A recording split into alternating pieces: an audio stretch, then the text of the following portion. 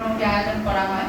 তো আমরা আরেকটা বিষয় আছে, যেমন দেখা যায় যে অনেক মানে অপ্রচলিত ফল যেগুলো গাছ থেকে শুরু করে বিলেতি গাছ, এগুলো কিন্তু সচরাচর দেখা যায় না। তো এই মেলাতে কিন্তু আমরা এই ফলগুলো দেখতে পারি বা জানি যে আসলে এই জিনিসগুলো আছে। যে গতবার যেরকম আমরা পেয়েছিলাম, এবার কিন্তু অনেক কিছুই নাই, যেমন বিলেতি গাছ দেখলাম না। তো এগুলা কিন্তু ধীরে ধীরে অনেক কিছুই বিলুপ্ত হয়ে যাচ্ছে। তো এটা আমরা চেষ্টা করবো যে বিলুপ্ত যে সমস্ত জাত আছে সেগুলো যেখানে আছে সেগুলো সংরক্ষণ করবো, এবং এগুলা থেকে যদি অনেক গাছ কিন্তু বীজের মাধ্যমে হয়, তাই না? তো সেগুলো যদি আমরা মানে বাড়াতে পারি বা সংরক্ষণ করতে পারি, সেই বিষয়টা আমাদের একটু দেখতে হবে। যেহেতু সবার বাসায় নেয়, যাদের বাসায় আছে তাদেরই মানে এটা একটু উদ্যোগ নিতে হবে।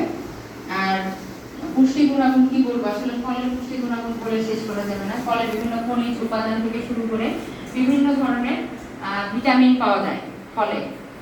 যেমন সব ভিটামিন মোটামুটি, যেমন আমের কথা যদি বলি, ভিটামিন সি পাওয়া যায়, ভিটামিন এ পাওয়া যায়।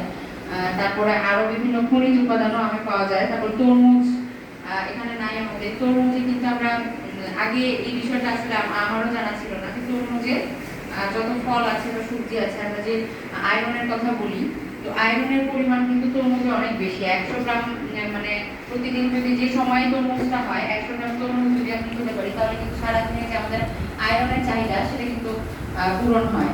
তো এই বিষয়গুলো আছে। তারপরে ভিটামিন সির কথা বলবো, যে ভিটামিন সি এখানে মনে হয় পেয়ারা আনা হচ্ছে না, কিন্তু এটাও কিন্তু আগে মনে করতো অনেকে যে লেবু বা কমলা লেবুতে কিন্তু ভিটামিন সি বেশি থাকে, কিন্তু এখন কিন্তু আমরা এটা জানি যে